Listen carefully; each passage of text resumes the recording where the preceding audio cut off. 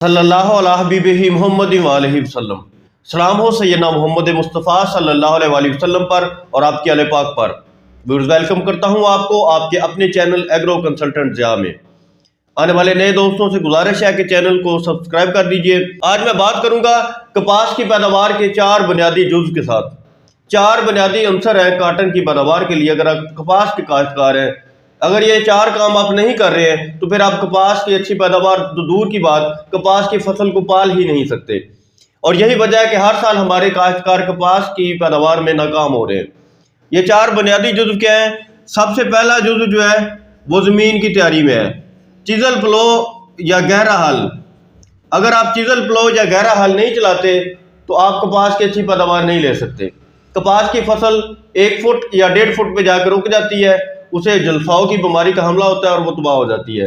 जड़ों का निज़ाम ही रुक जाता है, जड़ का निज़ाम चलता ही नहीं है। नीचे प्लो पैन होता है या हार्ड पैन होता है, यानी ज़मीन की सतह के अंदर नीचे 2 तह होती हैं। एक को हम बोलते हैं प्लो पैन। प्लो पैन होता है बार बार जो ऊपर हम कल्टीवेटर चलाते हैं उसकी वजह से ऊपर एक सतह बन जाती है। और एक होता है नीचे हार्ड पैन।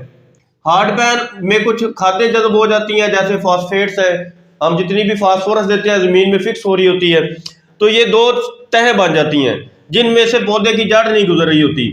इनको चिज़ल प्लो ही तोड़ सकता है। गहरा हल होता है, जब चिज़ल प्लो इनके साथ हम लगाते हैं तो चिज़ल प्लो लगने से ये 2 तह टूट जाती हैं।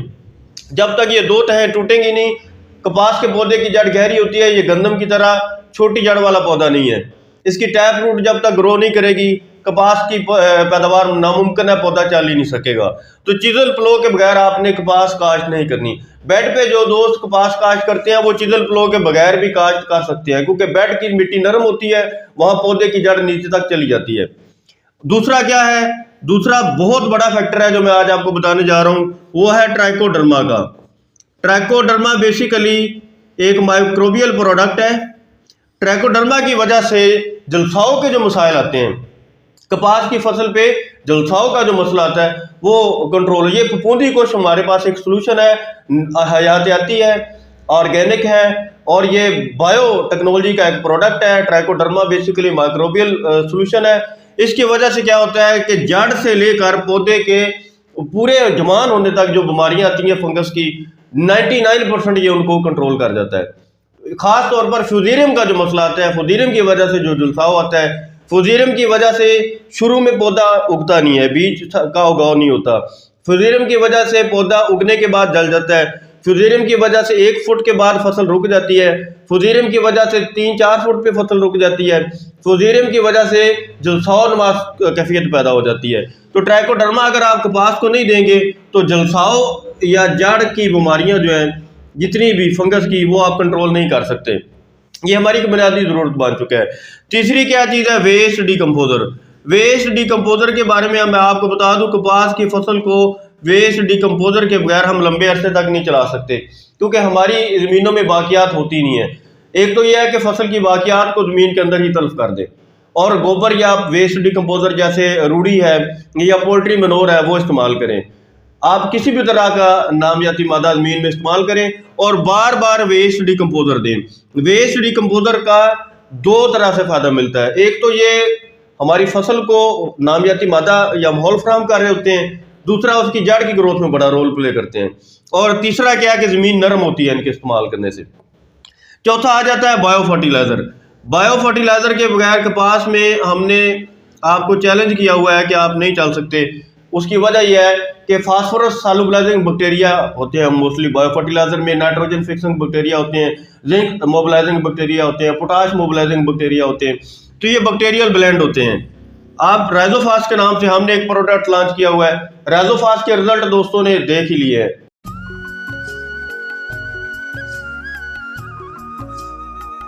पाकिस्तान में पहली बार दुनिया का जदीद बायो फर्टिलाइजर, बायोटेक्नोलॉजी का शाहकार राइजोफॉस। सब्जियां, बागात और हर फसल की शुरुआत अब राइजोफॉस के साथ। फसलों में जगाए ममता जैसा एहसास। राइजोफॉस 40% खादों की बचत, 15% ज्यादा पैदावार। कपास, गन्ने, मकई, चावल, गंदम और मिर्च के लिए यकसा मुफीद। एग्रीटेक क्रॉप साइंसेस का शाहकार राइजोफॉस। 1 लीटर फी एकड़ पहले या दूसरे पानी के साथ फ्लड करें। हमने इसको एक प्रोडक्ट के तौर पे लॉन्च किया था, डेफिनेटली इसमें एक मार्केटिंग का आंसर था, लेकिन जब दोस्तों ने इसके रिजल्ट देखे हमने एक एक पैक भी दिया है ताकि दोस्त देख तो सके कि हम कर क्या रहे हैं। राइजोफास की वजह से ये देखें, बात यहाँ से शुरू होती है चिजल फ्लो से। जड़ नहीं चलती, चिजल फ्लो जरूरी है। ट्राइकोडर्मा, जड़ नहीं चलती, जलसावा आ जाता है, ट्राइकोडर्मा जरूरी है। वेस्ट डिकम्पोजर, नामियाती मादा उसको डिजोल्व करता है और पौधे की जड़ की ग्रोथ। और हर बार जो भी चीज कर रहे हैं जड़ चलती है और पैदावार आती है। तो ये 4 फैक्टर हैं जिसकी वजह से हम ये नहीं देते 4 काम, तो हमारे पौधे की जड़ का निजाम नहीं चलता। जड़ का निजाम नहीं चलता, पौधा ऊपर रुक जाता है, जलसावा आ जाता है, बीमारियों के हमले उस पर बढ़ जाते हैं।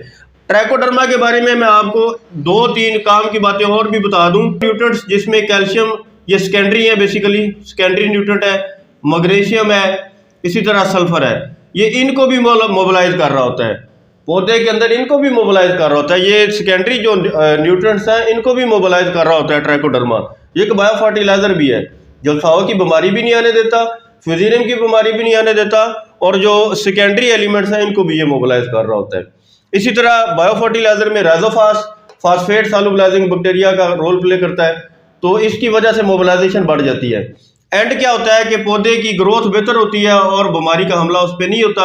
जड़ का जला, जब जड़ ही नहीं सही होगी तो पौधा तो नहीं चल सकता।